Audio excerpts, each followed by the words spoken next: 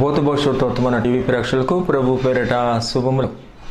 ప్రేమ స్వాస్థ్య కాలములను స్వాస్థ్యమైన ప్రేమతో ప్రేమించిన దేవుని స్వరూపైన యేసుక్రీస్తు నామమును బట్టి మీకు శుభములు. మనం ప్రేమ కలిగి ఉండుటకు ప్రయాసపడాలి.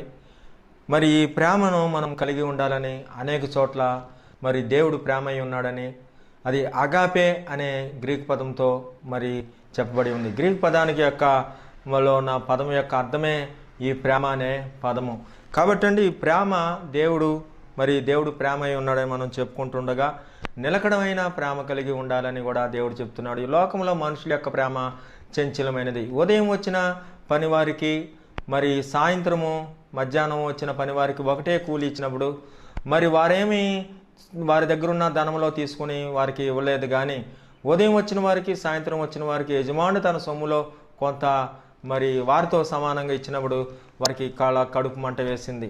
ఆయన అంటున్నాడు, నేనేమి అన్యాయం ఏమీ చేయలేదు కదా, నీకు ఎంత ఒడంబడిక పడ్డాను అనే విధంగానే మనమైతే వారికి పెట్టలేము, ఇవ్వలేము. కానీ మరి దేవుని సన్నిధిలో ఇతరులకి వారితో పాటు సమానం కలిగినప్పుడు ఉదయం వచ్చిన కూలీలకి మరి మధ్యాహ్నం 3 గంటలకు వచ్చిన కూలీలకి ఒకే కూలీ ఇచ్చినప్పుడు వారు కూలీలో ఉన్న మరి డబ్బులు ఇవ్వలేదు కానీ, మరి తమ సొమ్ములో ఇవ్వలేదు కానీ అయినా వారికి బాధ కలిగింది.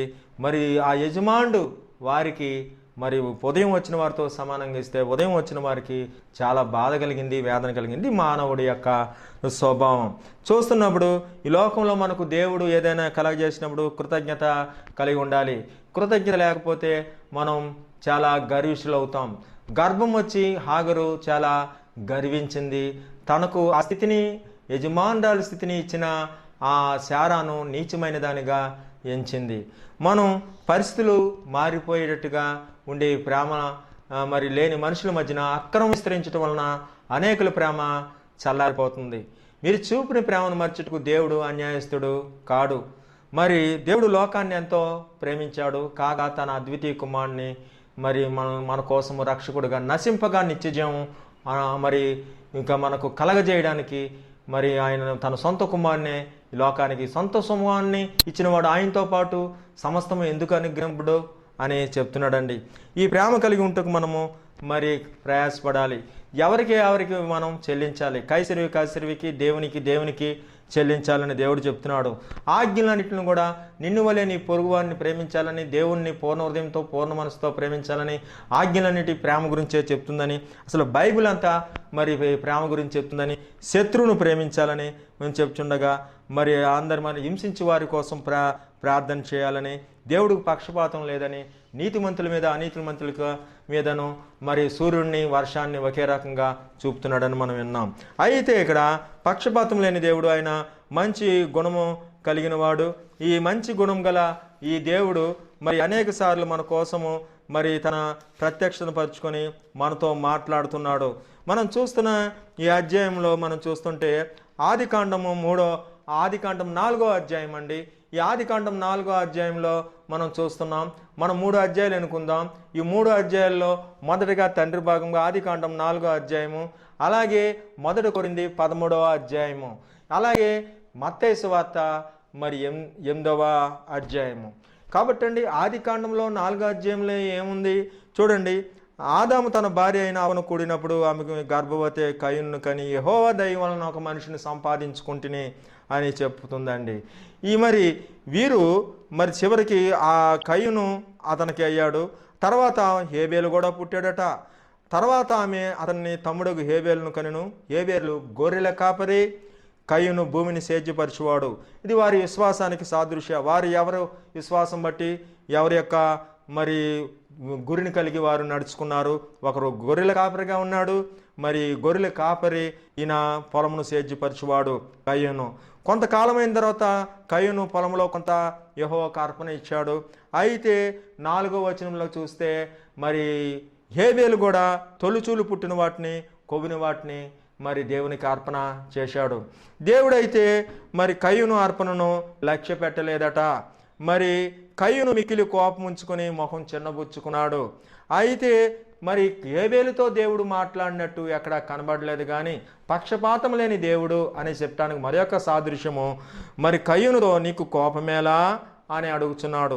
సత్క్రియ చేసిన ఇలా తల ఎత్తుకునవా, సత్క్రియ చేయకపోతే వాకిటి పాపం పొంచుకును, నీ పాపం నిన్ను పట్టుకుంటుందండి. జాగ్రత్త అండి. సత్క్రియల్లో మనం ఆనందించాలి. సిగరెట్ కాల్చడము, తాగుడు, లోకము, ఇతర దూషణ, వీటిల్లో ఎలాగ అతిశయించి విరవీగుతారో ఆ రీతిగా సత్క్రియలు చేయడంలో కూడా మనకు మనసు ప్రసన్నత, ఆశీర్వాదము, నిమ్మలము, నిబ్రము, వాటిలో మరి మనకు ఘనత, ఆశీర్వాదము, మెప్పును అన్ని రకంగా మరి కలుగుతాయండి. సుగంధ తైలము కంటే మంచి పేరు శ్రేష్టము, మరి దయను సత్యమును కోరదగినవి. కాబట్టి కిరీటం తరతరములుండునా అంటున్నాడు. మంచి పేరు మరి మనం పొందేటట్టుగా, దయను కోరేదిగా, మరి సత్యాన్ని కోరే విధంగా మనం ఉండాలి. ఈ లోకంలో 3 నిలిచినట: విశ్వాసము, ప్రేమ, నిరీక్షణ. వీటిలో శ్రేష్టమైనది ప్రేమే అని చెప్తున్నాడు. కాబట్టి అండి, మరి ఇక్కడ మనం చూస్తున్న వాకిటి పాపం పొంచి ఉందంటే నువ్వు చూసే చూపు బట్టి, వాల్ పోస్టులనే కానీ మరి పత్రికల్లో కానీ చూసే చూపు బట్టి పాపం పొంచి ఉంటుంది. ఆ రీతిగానే మనం ప్రవర్తించే మాట బట్టి కూడా పాపం పొంచి ఉంటుంది. నామస్మరణ బట్టి కూడా మరి చీకటి శక్తులు కూడా మనల్ని వెంటాడుతుంటాయి. ఎటువంటి ఒకరికి విరోధంగా ఒకరు మాట్లాడకూడదు. మరి ఎలాగ మాట్లాడుతున్నారో మాటల బట్టి కూడా తీర్పులోకి వస్తామట. అయితే మనం చూస్తుంటే మరి ఇతడు కోపై ఉన్న సంగతి అది మరి ఏబేలు గుర్తెరగలేదు. కోపచిత్తునితో సావాసం చేయకమన్న సంగతి మర్చాడు.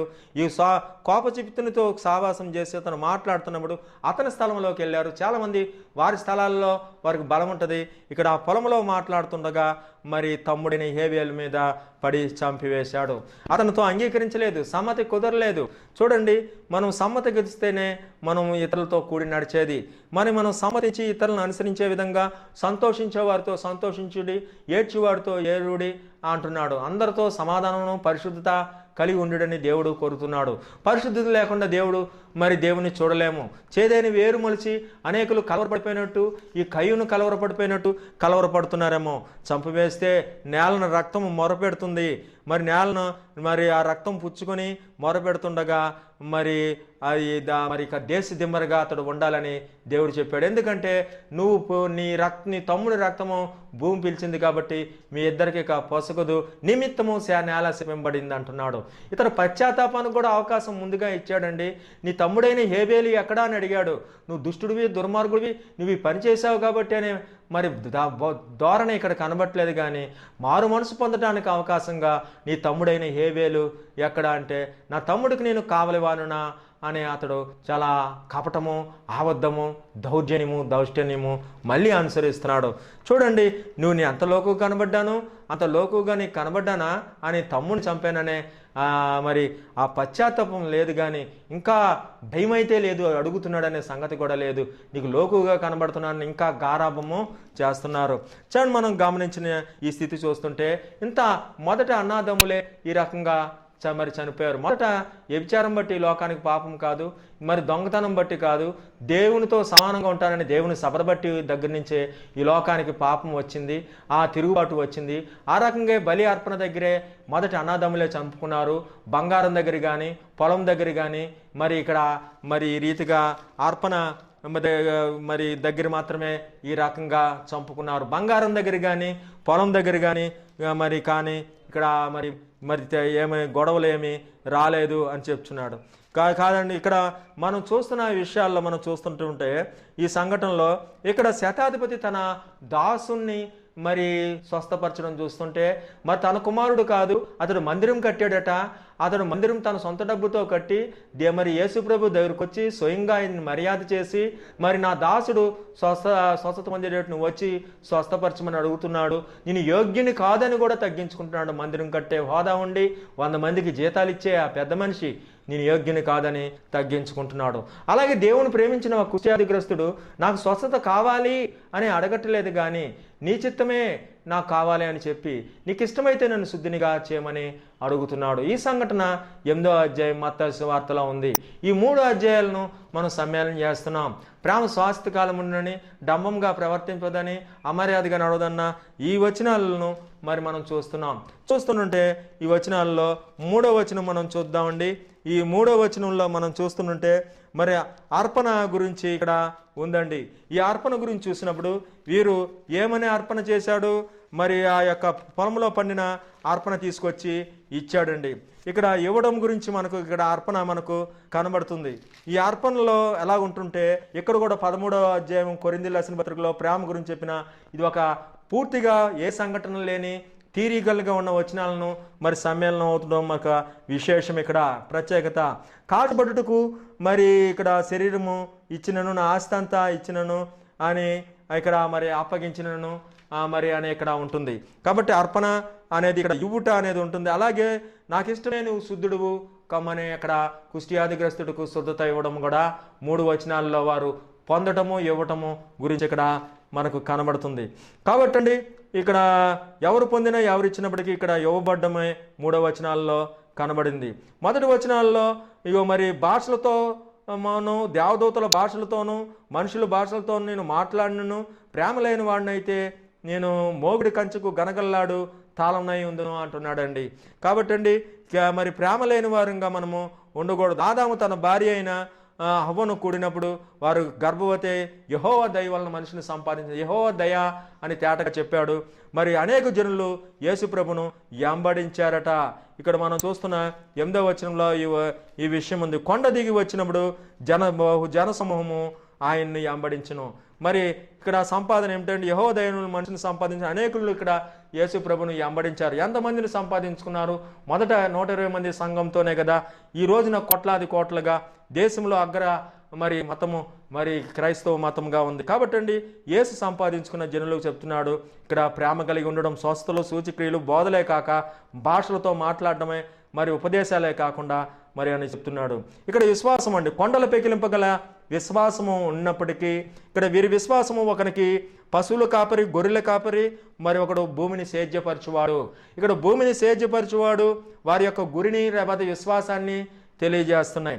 అలాగే ఇక్కడ వస్తున్న వ్యక్తికి 2వ వచనంలో చూస్తే అక్కడ తన విశ్వాసి నీకు ఇష్టమైతే నన్ను శుద్ధినిగా చేయమని కుష్టి రోగి వచ్చి ఆయనతో మొక్కి, ప్రభువా నీకు ఇష్టమైతే నన్ను శుద్ధినిగా చేయమంటున్నాడు. నీకు ఇష్టమైతే అంటే ఆయన గురి దేవుడి చిత్తము, గురి మరి ఆయన దేవుడి చిత్తమే ఆయనకి సంతోషముగా కూడా చెప్తున్నాడు. నీకు ఇష్టమైతే నన్ను శుద్ధినిగా చేయమని ఇక్కడ విశ్వాస ఫలము చెప్తుంది. 3 వచనాల్లో ఆ రీతిగా సమ్మేళనము మరి మనం కనబడుతున్నాయండి. 4వ వచనంలో చూస్తే ప్రేమ దీర్ఘకాలం సహించును, దయ చూపించును, ప్రేమ మచ్చరపడదు, ప్రేమ డంబముగా ప్రవర్తింపదు, అది ఉప్పొంగదు అనేది ఇక్కడ మనకు కనబడుతుంది. చూడండి, ప్రేమ దీర్ఘకాలం సహించును. ఈ వచనాల్లో మనం చూస్తే శ్రద్ధ మెలకువ ఇక్కడ కనబడుతుంది. ఇక్కడ తులుచులు వాటిలో కొవ్విన వాటిని మరి శ్రద్ధగా వెతికాడండి. శ్రద్ధగా వెతికి మరి మెలకుతో జాగ్రత్త చేశాడు. ఇక్కడ జాగ్రత్త, శ్రద్ధగా దీర్ఘకాలము సహించును. మరి ఎక్కువ టైం తీసుకున్నాడు కూడా ఇతను. మరి తొలుచూలు వాటికి పుట్టిన వాటిని మరి కొవ్విన వాటిని తీసుకొచ్చి వీటిని మెలకుతో ఉన్నాడు అనేది ఇక్కడ అర్థమవుతుంది. వీరి లక్ష్యత చూడండి ఆ రీతిగా కనబడుతుంది. లేదా శ్రద్ధ, లేదా జాగ్రత్త, మెలకువ అనేది ఇక్కడ మనకు ఈ వచనాల్లో మనకు ఈ 3 వచనాల్లో కనబడుతుంది. అక్కడ కూడా జాగ్రత్త ఏం చెప్తున్నాడంటే ఎవరితో ఏమీ చెప్పకు సుమి, నువ్వు వెళ్ళి సాక్షార్థమై నేను యాజకునికి కనపరచుము, మోషే నియమించిన కానుక చెల్లించమని చెప్తున్నాడు. ఇక్కడ చూడండి, ఇక్కడ కూడా ప్రేమ ఏమిటంటే తాను మరి సేవకుడు అయినప్పటికీ యాజకుడికే కానుక చెల్లించమంటున్నాడు. అలాగే మోషే నియమించిన చట్టం గురించి చెప్పాడు. అలాగే తాను మరి ఎవరితో ఏమీ చెప్పకని జాగ్రత్త చెప్పాడు. ఇక్కడ కూడా జాగ్రత్తగా మరి తొలిచూలు పుట్టిన వాటిని మరి కొవ్విన వాటిని జాగ్రత్తగా మరి చూశారు. ఈ 3 జాగ్రత్త మరి శ్రద్ధ కనబడుతున్నాయి. 5వ వచనాల్లో మనం చూస్తే అది అమర్యాదగా నడవదట.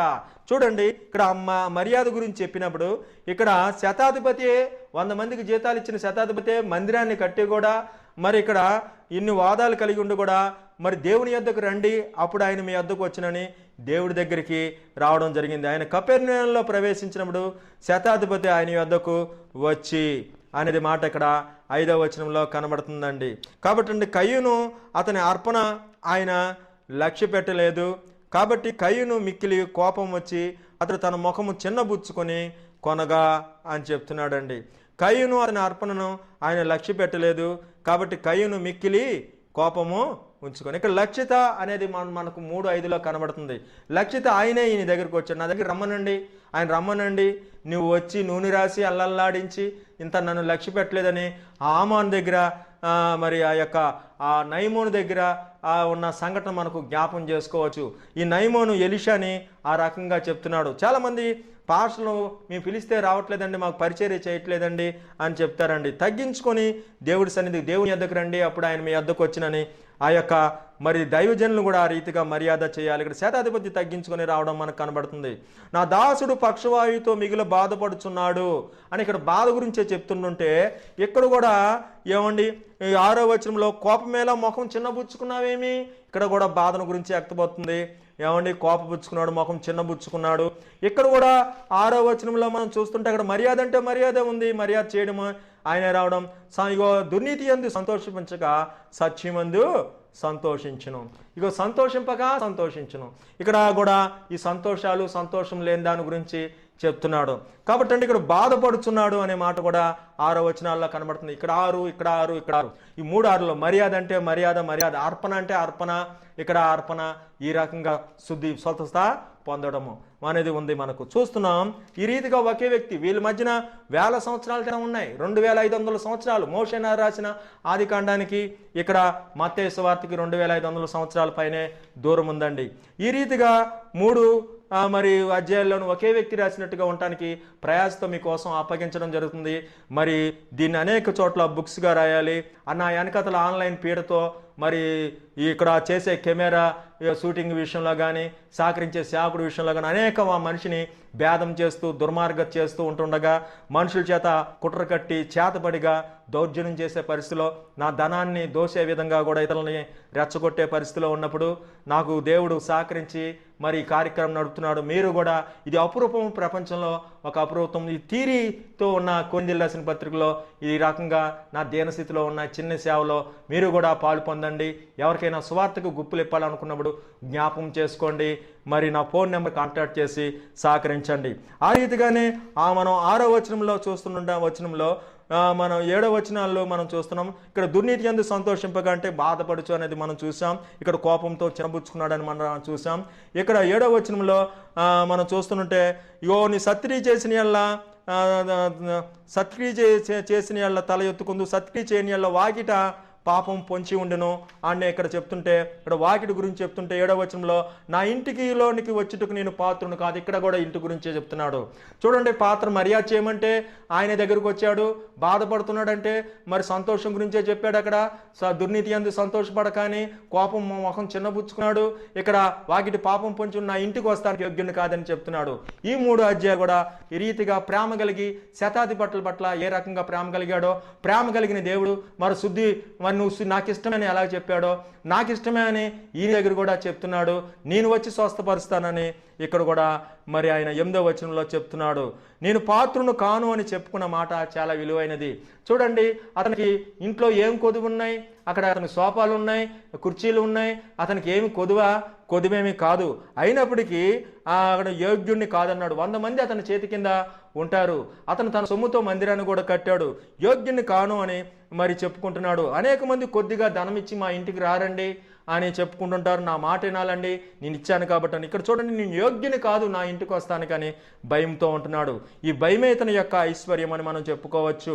నేను కూడా ఇక్కడ 8వ వచనం ఏం చెప్తున్నాడంటే, అప్పుడు దాసుడు స్వస్థపడును అని చెప్తుండగా, నువ్వు మాట మాత్రం సెలవు, అప్పుడు నా దాసుడు స్వస్థపడని చెప్తుండగా, ఇక్కడ మనం 9వ వచనం చూస్తుంటే, ఇక్కడ నేను కూడా అధికారానికి లోబడిన వాడును, నా చేతి క్రింద సైనికులు ఉన్నారు, నేను ఒకను పొమ్మంటే పోవును, ఒకను రమ్మంటే వచ్చును, ఈ పని చేయమంటే చేయను అనేది ఉత్తరము ఇచ్చినని చెప్తున్నాడండి. ఇక్కడ మనం ఇక్కడ ఏంటంటే ఇతను ఎరిగిన స్థితి, ఒకరు రమ్మంటే పోవడం, ఎవరు అధికారం మాట వింటున్నారా లేదా, ఎప్పుడు ఈ మైండ్తో ఉంటారు అధికారులు. ఈ రాజు అనుగ్రహము, కడవరి వానమబ్బు, మరి గడ్డి మీద పుట్టిన చినుకులు వంటివి అని కూడా సామెతల గ్రంథంలో మనం చూస్తుంటాం. మరి ఇక్కడ ఈ వచనాలు మనం చూస్తున్నప్పుడు ఇక్కడ కూడా మరి ఇక్కడ మన ఈ 9వ వచనంలో మనం చూస్తుంటే ఏమడుగుతున్నాడంటే, మనం కొంత మట్టుకే ఎరుగుదము, కొంత మట్టుకు ప్రవర్తించుదుము. ఇక్కడ ఎరుగుట అనేది 9వ వచనాల్లో అండి. ఇక్కడ కూడా నీ తమ్ముడైన ఏబేలు ఎక్కడా అని కయ్యూను అడగా అతడు నేను ఎరగను, నా తమ్మునికి నేను కావలవాన్నా అని చెప్తున్నాడండి. చూడండి, ఇక్కడ ఈ సైనికులు ఎంతమంది ఉంటారో చెప్తున్నాడు, ఇక్కడ కావల గురించి చెప్తున్నాడు, నేను ఎరగనని కూడా చెప్తున్నాడు. ఇప్పుడు కొంత మట్టుకే ఎరుగుదామని చెప్తున్నాడు. వీరికి మరి అధికారి కాబట్టి తను ఎరిగింది ఏంటో అతను చెప్తున్నాడు.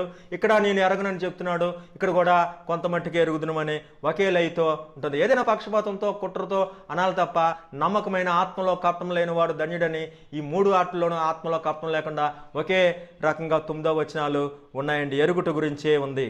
అయితే 8వ వచనంలో అనుసరణ అండి. నేను మరి 8వ వచనంలో అంగీకారము లేదా సమ్మతి. ఇక్కడ వీరిద్దరికి సమ్మతి కుదరలేదు. పొలంలో మాట్లాడుతున్నారు, వారికి అంగీకారం కుదరలేదు.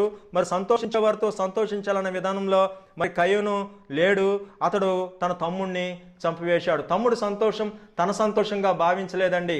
మరి తమ్ముడిని ఊరేగించే విధంగా మాత్రం ఉండొచ్చు, సత్క్రియతో నడవచ్చు, తన ఘనతనే వెతుక్కున్నాడు.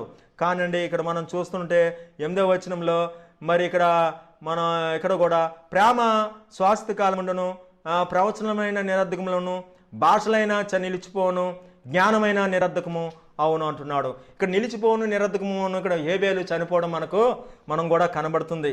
కాబట్టి అండి ఇక్కడ నిలిచిపోను నిరర్ధకం ఏబేలు చనిపోవడం కూడా మనకు చూస్తున్నాం. ఇక్కడ స్వస్థత గురించి కూడా మరి కనబడుతుంది. ఇక్కడ చంపుట స్వస్థత అనేది విషయాల్లో మనకు స్వాస్థ్య జీవం, ఈ జీవ ప్రమాణం అనేది కూడా 8వ వచనాల్లో మనకు కనబడుతుంది. జీవ ప్రమాణం పరిమాణం ఎంత అనేది. స్వాస్థ్య కాలమును ఇక్కడ స్వస్థత జబ్బుతో ఉందని, జీవం ఇక్కడ చచ్చిపోయాడని కూడా అర్థం వస్తుందండి. చూడండి, మరి మనం 10వ వచనాల్లో చూసుకుందాం. పూర్ణము అయినది వచ్చినప్పుడు పూర్ణం కానిది నిరర్ధమవును. పూర్ణం కానిది ఏమిటి? ఇక్కడ పూర్ణం కానిది ఏంటో తెలుసండి. నీ తమ్ముడైన రక్తము స్వరము చేనులో నుండి వచ్చి మొరపెట్టుచున్నది. తమ్ముని రక్తము చేనులో నుండి వచ్చి మొరపెడుతుందంటండి. ఇక్కడ చూస్తుంటే ఇక్కడ పూర్ణము కానిది రక్తమే కదండి. ఇక్కడ చూడండి, ఇక్కడ వచ్చి వంట వచ్చి వారిని చూసి ఇశ్రాయేల్లో నేను ఎవరినైనా ఇంతవరకు చూడలేదని నిత్యముగా చెప్పుచున్నానని సాక్ష్యం చెప్పాడండి. ఇక్కడ సాక్ష్యం అండి. ఇక్కడ సాక్ష్య ఫలము అనేది మనం చూస్తుంటే సాక్ష్యము, రక్తము సాక్ష్యము. ఇక్కడ మరి శతాధిపతి గురించి సాక్ష్యం ఇవ్వడం మనకు కనబడుతుంది. సాక్ష్యం కూడా ఎదుటివాడు చెప్పినప్పుడు బాగానే ఉంటుంది, అవతలవాడు వచ్చినప్పుడు మాత్రమే సాక్ష్యం ఉంటుంది. ఈ లోకంలో ఎవరి సాక్ష్యం సరైనది కాదు. తీర్పు దినం వరకు కనిపెట్టాలని ఆయన సాక్ష్యమే అప్పుడే సరైనది, మనము ఎరుగుతాము అనేది పూర్ణమైనది అప్పుడే బయలుపడుతుంది అనేది కూడా మనకు సాక్ష్యాల గురించి 10వ వచనాల్లో చెప్తున్నాడండి. ఇక్కడ శతాధిపతి గురించి ఇశ్రాయేల్లోనే ఇటువంటి విశ్వాసం చూడలేదని మరి ఇక్కడ 10వ వచనం సాక్ష్యం చెప్తున్నాడు. తూర్పు నుండి అయినా పడమ నుండి అబ్రాహాముతో కూడాను, ఇస్సాకుతో కూడాను, యాకోబుతోను పరలోక రాజ్యంలో కూర్చబడుదురు. కానీ ఇక్కడ కూర్చుట అనేది ఇక్కడ కూడా కూర్చుట ఏమిటంటే నీ తమ్ముడి రక్తము తీసుకొని నేల శపింపబడినది కనుక నీవు ఇంకా భూమి మీద దేశ దిమ్మరమై ఉంటాయి. ఇక్కడ ఒక చోట నిలవడానికి లేదు. ఇక్కడ మరి ఆ రక్తము మరి తీసుకున్న నేల భూమి ఎక్కడైతుందో మరి అక్కడ అంతా మరి తమ్ముడి యొక్క ప్రభావం ఉంటున్నట్టుగా నేల శపింపబడింది. కాబట్టి ఇక నీ తమ్ముడితో నీకు పడినట్టుగానే ఇక్కడ నువ్వు దేశ దిమ్మరగా ఉంటావని ఇక్కడ చెదిరిపోవటం కూడా కనబడుతుంది. ఇక్కడ కూడుట కూడా కనబడుతుంది. మరి ఇక్కడ పసుకుట అనేది అర్థం కూడా అవుతుంది. అలాగే కూడుట అనే విషయంలో, ఇక్కడ ఎదుగుట అనే విషయంలో కూడా, అభివృద్ధి అనే విషయంలో కూడా ఇక్కడ మనకు తేట అవుతుందండి. మన స్థితి అభివృద్ధి స్థితి, మరి ఆశీర్వాద స్థితి కూడా మనకు తెలుస్తుంది. నేను పిల్లవాడిని అయి ఉన్నాను, పిల్లవాడిని వల్లే మాట్లాడుతుని, పిల్లవాడిని వల్లే తలంచి ఉన్నాను, ఇప్పుడు పెద్దవాడిని అయితేని పిల్లవాడిని చేష్టలు మానివేస్తుని అంటున్నాడు. ఇక్కడ పెద్దవాడిని కూడుట అనేది, ఇక్కడ కూడుకొనుట అనేది అభివృద్ధి పొందడం. ఇక్కడ పిల్లవాడు పెద్దవాడు అవడం కూడాను. ఇక్కడ కూడా మరి ఆదాము మొదలుకొని ఇస్సాకును అనేకులు కూర్చబడుదురు అంటే పెంపొందడమే ఇక్కడ కూడా కనబడుతుంది. కాబట్టి అండి ఇక్కడ దేశమంతటా కూడా, భూమి అంతటా ఇతడు కూడా సంచారం చేయవలసి వచ్చిందండి. కాబట్టి అండి ఇక్కడ పసుకుట అనే అర్థంలో కూడా చూడవచ్చు, కూడుట అనే అర్థంలో కూడా చూడవచ్చు. మనం చూస్తుంటే 11వ వచనం చూసాం, 12వ వచనము ఇప్పుడు అర్థంలో చూసినట్టు చూస్తున్నాం. ఏమిటంటే ఇది పరలోక రాజ్యం అండి. కాబట్టి అండి ఇప్పుడు మనం పరలోక రాజ్య ప్రతిబింబము అర్థముగా చూసేది సంఘం అండి. ఇక్కడ రాజ్య సంబంధులు చీకట్లో వెలుపట చీకటిలోనికి త్రోయబడుదురు. అక్కడ ఏడ్పును పండ్లు కొరకటయు ఉండును, మీరు మీతో చెప్పుచున్నానని చెప్తున్నాడు. ఇక్కడ మనం చీకట్లో పడివేయబడి ఏడ్చుచు పండు కొరుకుతూ ఉండే పరిస్థితి ఉంటుంది. మరి పరలోక రాజ్యానికి సాదృశ్యంగా మనం ఇక్కడే మనం మారు మనసు పొందాలి. ఈ సంఘంలో చేరి మనం ఇప్పుడే అజ్ఞారదు పురుగు చావదనే లోకం నుండి మనం మారు మనసు పొందాలనేది కూడా ఇక్కడ తెలుస్తుంది. నువ్వు నేలను సేద్యపరిచినప్పుడు అది సారం అండి. ఇక్కడ సారం ఏమిటంటే అద్దం సారము, ఇక్కడ పరలోక రాజ్య సారము, ఇక్కడ నేల సారం మాట అండి. ఈ మూడిట్లోనూ మరి ఆ యొక్క సారం గురించి చెప్తున్నాడు. మరి ఆ పరలోక సారము ఏడుపు, ఆ నరక సారము ఏడుపును పండ్లు కొరుకుటి ఉంటాయని చెప్తున్నాడండి. అక్కడ 10వ వచనం చూస్తుంటే ఎల్లుమును విశ్వసించిన ప్రకారమే అవునుగా కానీ శతాధిపతితో చెప్పిన ఆ గడిలోనే అతను దాసుడు స్వస్థత పొందాడు. ఇక్కడ స్వస్థత పొందడం ఎంత గొప్ప విషయము, ఏమైనా ఒక అద్భుతం జరిగించాడు. ఇక్కడ మరి ఒక విశేషం 13వ వచనంలో అతడు కయ్యను నా దోష శిక్ష నేను భరింపలేనంత గొప్పది అని చెప్పాడండి. కాబట్టి అండి మరి ఈయన దోష శిక్షకు మరి స్వస్థత ఎలాగా చూస్తుంటే మనం చెప్తున్న ప్రేమ కరువైన ఖడ్గమైన వస్త్రయంతన ఎత్తైన లోతైన ఉన్నవైన రాబోయిన దేవతలైన అధికారులైన క్రీస్తు ప్రేమ నుండి ఏది ఏడబాబుదంట. చూడండి, మీరు విశ్వాసము నిరీక్షణ ప్రేమ ఈ మూడును నిలుచును, వీటిలో శ్రేష్టమైనది ప్రేమే. మొదట కానాను స్త్రీతో దేవుడు మాట్లాడలేదు. శిష్యులు సపోర్ట్ చేసిన మరి ముందుకు సాగిపోతున్న కులం గురించి నశించి ఇశ్రాయేలు వద్దకే వెళ్ళానని కులంతో ఘాటుతో మాట్లాడిన తర్వాత కుక్క పిల్లవి నువ్వు, నీ పిల్లలు కుక్క పిల్లలు నువ్వు కుక్కవి అని చెప్పిన ఓపికతో కనిపెట్టినప్పుడు ప్రేమ దొరికింది, స్వస్థత దొరికింది. అలాగే నువ్వు నన్ను వదిలిపెట్టు అని చెప్తున్న యాకోబు వదిలిపెట్టకుండా ప్రార్థన చేసినప్పుడు విశ్వాస ప్రేమతో మనము విశ్వాస నిరీక్షణతో ఉండి నిలిచి ఉంటే ఈ ప్రేమను పొందవచ్చు. మరి ఎటువంటి వారి దగ్గర అయినా దేవుడి దగ్గర క్షమాపణ ఉంది. మరి కయ్యనుంటి వారినైనా దేవుడు క్షమిస్తాడు, పక్షపాతం లేదు. కయ్యను కూడా దేవుడు క్షమించి నిన్ను శిక్షించిన వారికి రొట్టంతలా శిక్ష ఉంటుంది, నిన్నెవరూ ముట్టకూడదని కూడా దేవుడు దయ చూపాడు. దెయ్యాలు ప్రార్థన ఆలకించిన ప్రేమ గల దేవుడు. మనం అన్ని విషయాల్లో ప్రేమ కలిగి నడుచుకుందాం. నిన్ను వల్లే నీ పొరుగు అని ప్రేమ కలిగి ఉండాలి. ప్రేమ కలిగిన వాడే పరలోక రాజ్యాన్ని ప్రవేశిస్తాడు. దేవుడు ఈ వాక్కును దీవించునుగాక. ఆమేన్. మోహనుతుడు, సర్వశక్తివంతుడు, సర్వాధికారి అగాపే ప్రేమతో మమ్మల్ని ప్రేమించే తండ్రి, నాయన ప్రేమ అయి ఉన్న దేవా, మేము ప్రేమించామని కాదు కానీ నీవే మొదట మమ్మల్ని ప్రేమించావు దేవా. ఇగో నైనా ఇగో 77 మార్లు మట్టుకు నేను మరి నేను క్షమించాలన్నప్పుడు 77 మార్లు మట్టుకు క్షమించాలని చెప్తున్నావు. ఆ రీతిగా ఉదయం వచ్చిన పనివారు గురించి, సాయంత్రం వచ్చిన పనివారు గురించి కూడా విన్నప్పుడు అయ్యా ఎంతో కడుపు మంట వచ్చి వారులేని స్వభావం అంతా పోగొట్టి మేము ప్రేమ కలిగి ఉండేవారంగా చేయండి. పరలోక రాజ్యాలను వెళ్ళాలన్నో నరకం ఉందని భయము, దైవ భయంతో ఏదైనా చేయాలి కానీ చేస్తున్నారు కానీ అయ్యా నిజంగా ప్రేమ కలిగి నశించే ఆత్మ పట్ల భారం కలిగి ప్రేమ కలిగి మేము నడుచుకునేవారిగా అయా మరి నాయన మేము సమర్పణ మీకు అయా మిమ్మల్ని ప్రేమించేవారిగా చేయండి. అతను నన్ను ప్రేమించున్నాడు కనుక నేను అతను తప్పిస్తానన్నావు తండ్రి. ప్రేమ కలిగి ఉంటకు ప్రయాసపడ్డావు అన్నావు. ప్రేమించే విషయంలో తప్ప దేని యందు అచ్చి ఉండొద్దు అన్నావు తండ్రి. మరి ఈర్ష్య పాతాళమంతా కఠోరమైనదని అయా సత్క్రియలు ఎందు చేయుటకు మేము అభ్యాసం కలిగి ప్రేమ కలిగి ఉంటకు ప్రయాసపడి ఉండేవారిగా చేయండి. స్వస్థ లేని వారికి స్వస్థత దయచేయండి. భార్యాభర్తల మధ్యన అన్యోన్యత దయచేయండి. తల్లిదండ్రులు తమ బిడ్డలను అయా మరి పట్ల ఓర్చుకుని ప్రేమించేవారిగా చేయండి. అలాగే బిడ్డల తల్లిదండ్రులను సన్మానించి ప్రేమించేవారిగా చేయండి. అన్నదమ్ముల మధ్యన ప్రేమను దయచేయండి. మా దేశంలో రాజకీయ నాయకులు పార్టీల మధ్యన ఐక్యత, శాంతి, సమాధానం, ప్రేమ దయచేయండి. మమ్మల్ని ప్రేమించి రక్తం ఇచ్చిన తండ్రి, అయా ఇందులో ప్రేమ ఉన్నదని చెప్పిన తండ్రి దేవా, మరి నాయన నీ సిలువలో ప్రేమ ఉంది, నీ క్రైస్తవత్వంలో ప్రేమ ఉంది, నీ స్వార్థలో ప్రేమ ఉంది. అయా నాయన నీ శక్తితో నీ ప్రేమతో మమ్మల్ని నింపుమని దేవా, దేవా మాని చీకటి చేదేను వేరంతా తొలగించి అయా మరి సత్యమందు సంతోషించేవారుగా, చెడ్డదాన్ని ఆశ్రయించుకొని మంచిదాన్ని అత్తుకునేవారుగా నీ ప్రేమను మాకు సమృద్ధిగా దయచేయమని, మీ ప్రేమలో నిలబెట్టమని 10 మంది శుద్ధులైన ఒక్కడు మాత్రమే గొప్ప శబ్దంతో తిరిగి వచ్చాడు తండ్రి. అయా 9 మంది ఏరి అని అడుగుతున్నావు తండ్రి. మేము కృతజ్ఞత కలిగి నీలో ఫలించేవారిగా కృప చూపండి. స్వస్థ లేని వారికి స్వస్థత దయచేయండి. రక్షణ లేని వారికి రక్షణ దయచేయండి. ప్రేమలో అభివృద్ధి, ప్రేమ దీవెన మాకు దయచేయండి. యేసుక్రీస్తు నామమున వేడుకొంచున్నాం తండ్రి. ఆమేన్.